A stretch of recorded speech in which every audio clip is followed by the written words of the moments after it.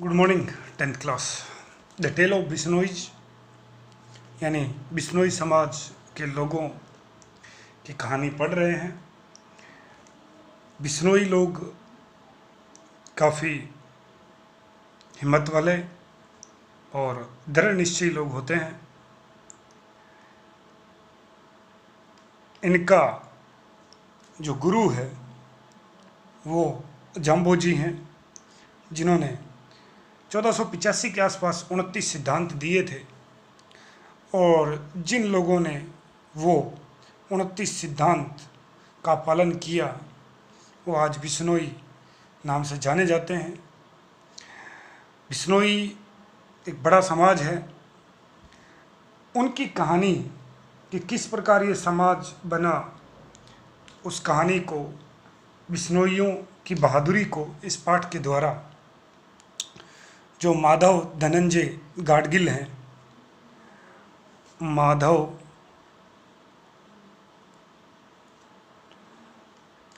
धनंजय जो इस पाठ के लेखक हैं, उन्होंने बताया है। कहानी मारवाड़ के इर्द गिर्द घूमती है। वो कह रहा है शुरुआत में कि टुडे यानी कि आज मारवाड़ जो है यानी राजस्थान का पश्चिमी भाग इज ट्रीलेस, पेड़ नहीं है उसमें, waste of sand and rocks, यानी आज मारवाड़ रेत और चट्टानों का, रेत सैंड होता है, रॉक्स चट्टाने, क्या रेत और चट्टानों का बिना पेड़ों वाला वेस्ट यानी बेकार, आप यूँ कह सकते हैं इस वेस्ट के लिए बंजर, ये बंजर भूमि है, बंजर भूमि है आज राजस्थान। ठीक है जी। The only growing things are, यहाँ ग्रोइंग का अर्थ उगने वाली, बढ़ने वाली जो चीज़ें हैं वो क्या क्या हैं। पहला इसने लिखा है, ध्यान से देखिए, ये किसी विद्यार्थी की किताब है। जनरली हमें किताब की आवश्यकता नहीं रहती अब, लेकिन किताब के बिना पाठ नहीं पढ़ाया जा सकता। तो गांव से किसी विद्यार्थी की किताब भी ली गई तो उसने मीनिंग वगैरह लिखे हैं पहले से ही। ये लिखा है जी, थ्रोनी श्रब। थ्रोनी का अर्थ होता है जी कांटेदार और श्रब का अर्थ होता है झाड़ियाँ। कि आज वहाँ उगने वाली चीज़ें जो हैं उनमें कांटेदार झाड़ियाँ हैं। ए फ्यू यानी इक्का दुक्का, छोटी मोटी।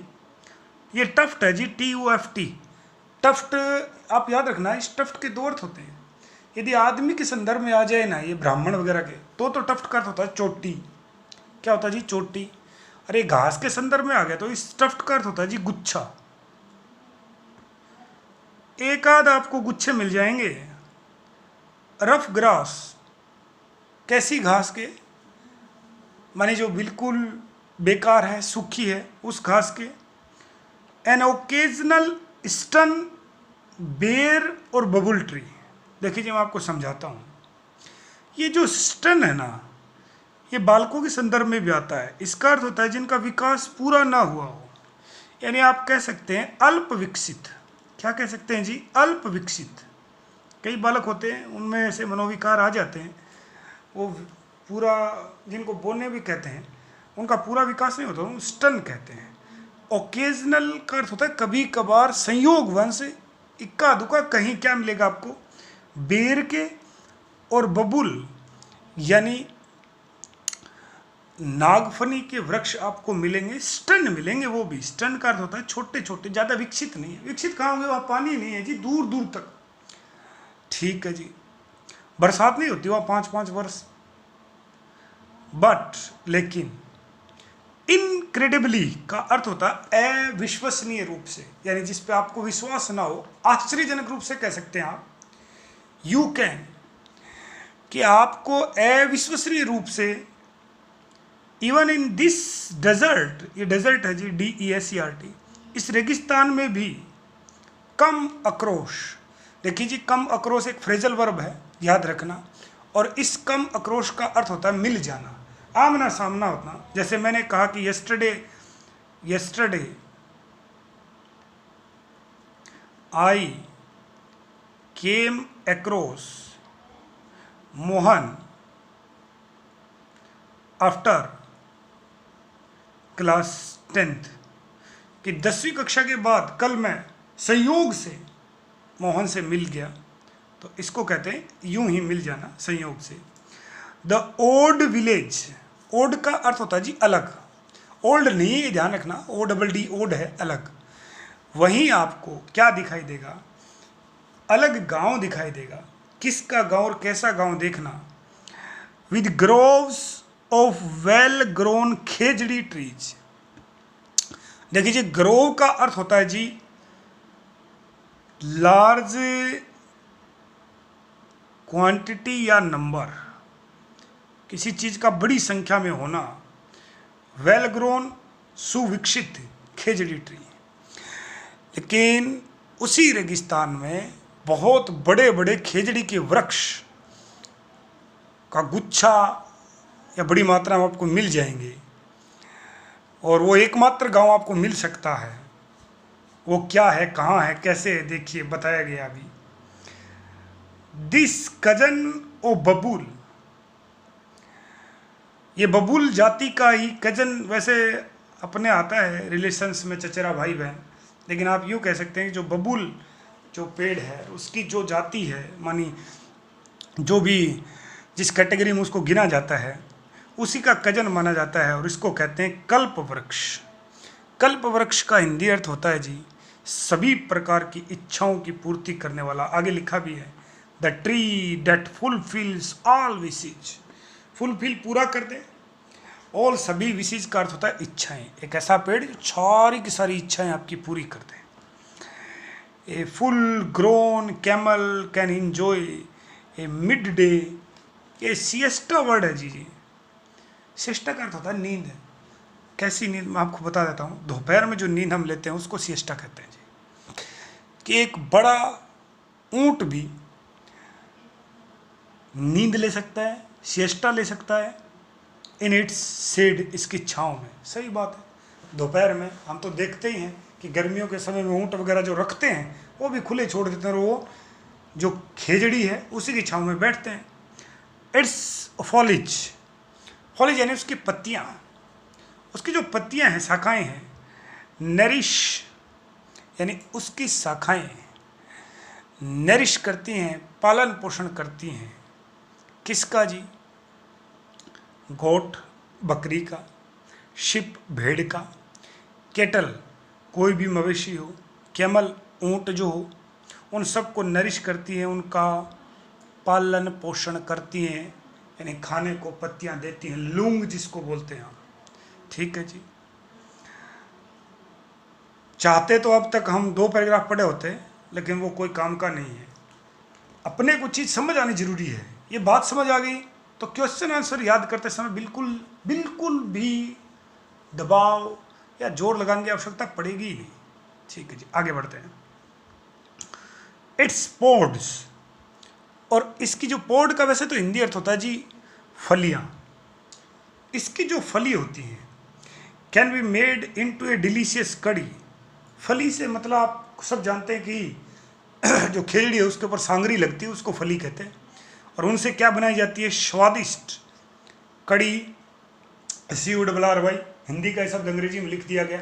ऐसे बहुत से शब्द है जो अंग्रेजी में, इंग्लिश जो यहाँ ब्रिटिशर्स थे वो समझ नहीं पाए, जैसे लिक, LIC के लिक का अर्थ चाटना होता है, उसी को लिक बना दिया। ठीक है जी।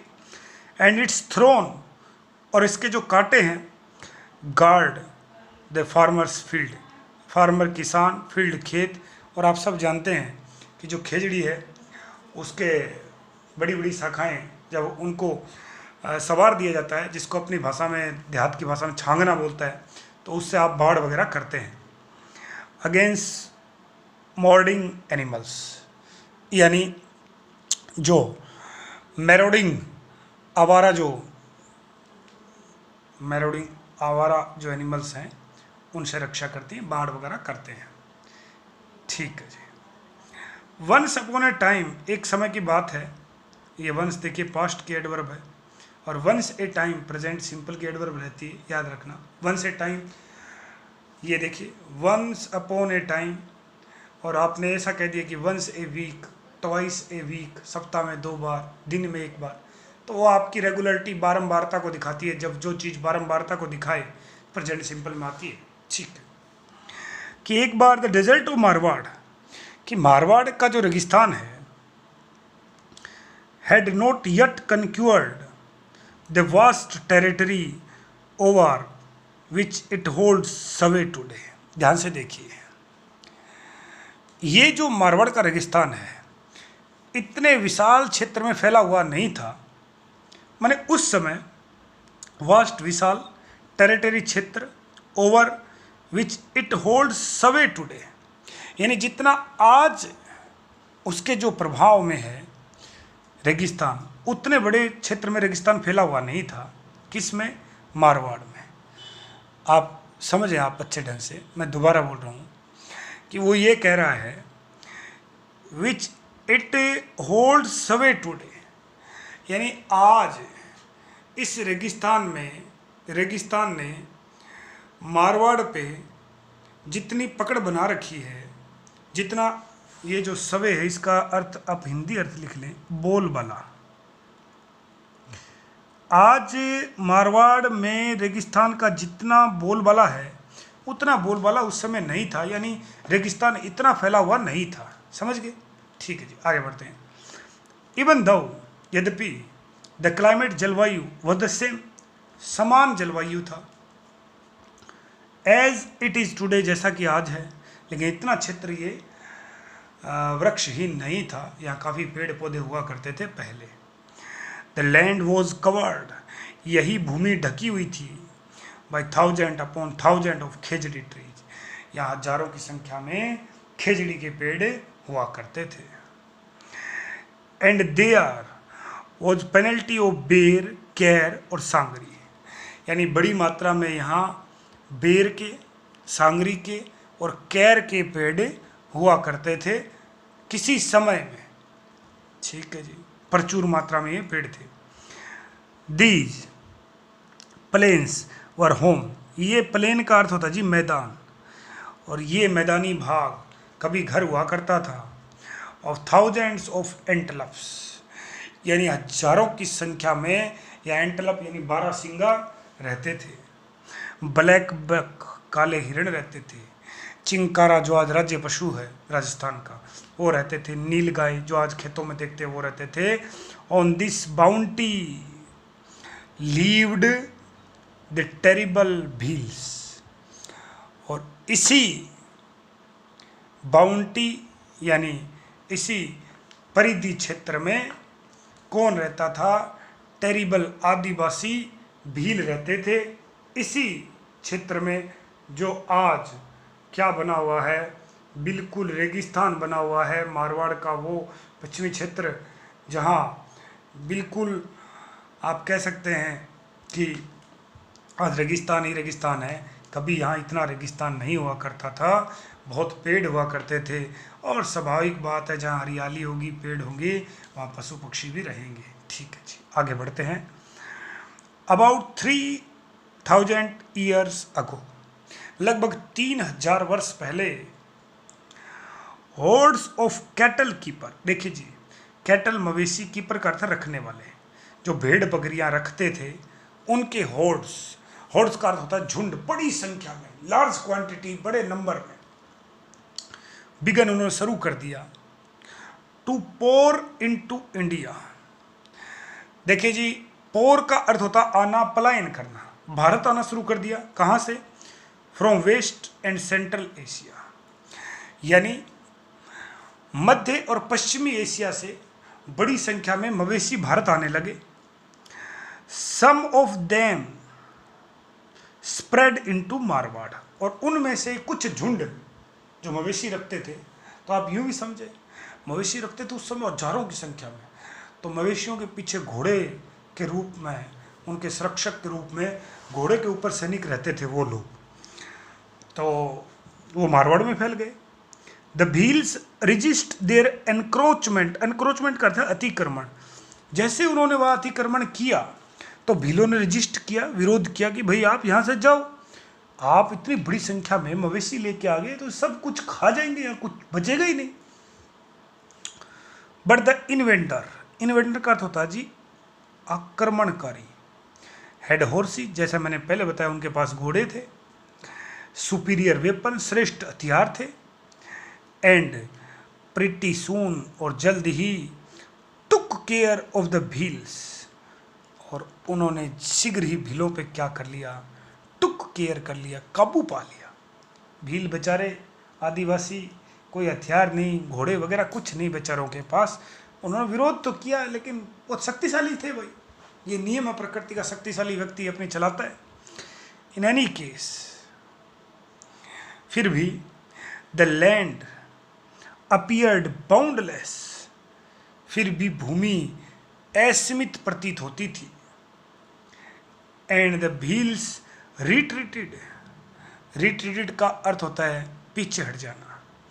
ए लिटिल टूवर्ड्स द अरावली, और भील बेचारे, भील लोग अरावली पर्वत की ओर पीछे हट गए। क्या करें बेचारे। The population of Marwar was on increasing, और मारवाड़ की जनसंख्या में क्या हो रही थी, वृद्धि हो रही थी। ठीक है जी। बट एज सेंचुरीज पास्ट, लेकिन कई शताब्दी गुजरने के बाद, the large hertz of cattle, मवेशियों का बड़ा जो झुंड था, बिगन, उसने शुरू कर दिया, टू इफेक्ट, प्रभावित करना, द वेजिटेशन, वनस्पति को, यानी वहाँ की वनस्पति को प्रभावित करना शुरू कर दिया। The seedlings and saplings, seedling का अर्थ है अंकुरित होने वाले पौधे, और सैपलिंग्स का अर्थ है छोटे छोटे पौधे, वर ग्रेज्ड डाउन। मानसून आता, छोटे मोटे पौधे बनते ही नहीं, मवेशी खा जाते। आप सब जानते हैं एक पौधा लगाने के लिए हमें कितनी सुरक्षा उसको देनी पड़ती है। And had little chance, little न के बराबर, चांस, अवसर, टू ग्रो, बेचारा पेड़ बनने का कोई चांस ही नहीं है। Invaders and the terrible Bhils found less and less to sustain themselves, sustain जीवित रहना, फाउंड का अर्थ है पाना, लेस कम और कम, देमसेल्फ अपने लिए। अब वहाँ उनका सर्वाइवल करना, माने जिंदा रहना बहुत मुश्किल हो गया, यानी आक्रमणकारी और जनजाति भीलों का अपना अस्तित्व बनाए रखना भी क्या हो गया, मुश्किल हो गया। Finally the 13th century AD saw the final conquest of the Bhils by the Rathore of Kannauj, और आखिरकार राठौड़, जो कन्नौज के जो राठौड़ थे, उन्होंने किसको क्विनिस्ट कर दिया, उन्होंने भीलों को, ये देखिए कनक्यूअर शब्द से बना है, कनक्यूअर विजय पाना, उसी से ये शब्द बना है आपका कॉन्क्वेस्ट, उसी से आपका शब्द बना है कॉन्क्वेस्ट। और आखिरकार कन्नौज के राठौड़ों ने भीलों को कॉन्क्वेस्ट कर दिया, उन पर विजय प्राप्त कर ली। The Rajput now rule the whole of Marwar, और अब पूरे मारवाड़ पे राजपूतों का शासन आ गया। In the year 1451 AD, during reign of Rao Jodhaji, reign का अर्थ साम्राज्य, 1451 में राव जोधाजी का जब राज था, वो क्या थे, one of the bravest of the Rathore king, Rathore जो राजा थे उन राजाओं में से एक बहादुर राजा थे वो, यानी वो भी काफ़ी सूरवीर थे, उनमें से एक राजा वो थे। उसी समय 1451 की बात है। एन एक्स्ट्रा ऑर्डनरी चाइल्ड, असाधारण बालक, वो जन्म, एक असाधारण बालक ने जन्म लिया in the village of Pipasar, यानी पीपासर गांव में एक असाधारण बालक ने जन्म लिया। His father was the headman, उसके पिता मुखिया थे, उसके पिता मुखिया थे, सरदार थे, उनका नाम था ठाकुर लोहाट। हिज मदर वॉज हमसा देवी, उनकी माँ का नाम हमसा देवी था। The boy was called Jambaji, और उस लड़के को जम्बाजी नाम से पुकारा गया। एज ए लिटिल बॉय, जब वो छोटा था तो क्या हुआ, ही वॉज गिवन, पैसिव लिखा, ध्यान से देखना, उनको दिया गया।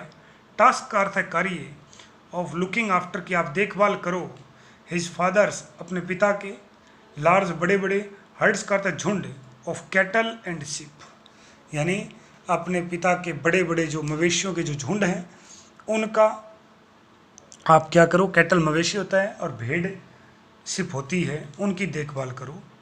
It was great fun to take animals out grazing, और उसको बड़ा मज़ा आता था पक्षी वो जो पशु हैं उनको बाहर ले जाने के लिए जब वो चरते थे। लाई वो लेट जाता था जाके in the shade of khejri tree, किसी खेजड़ी ट्री की छाँव में, एंड वॉच देखता था द हर्ड्स झुंड और ब्लैक बक काले हिरणों के झुंड को देखता था। जम्बा जी वॉज फैसिनेटेड, फैसिनेटेड का अर्थ होता है जी सम्मोहित हो जाना, बाय द लिथ ग्रेस। देखिए वो कह रहा है कि जम्बा जी अत्यधिक प्रभावित हो जाता था किससे, जो लाइथ है, light grace of his handsome एंटलप। देखिए लाइथ ग्रेस का अर्थ होता है मनोहर। देखिए मनोहर, कौन है मनोहर?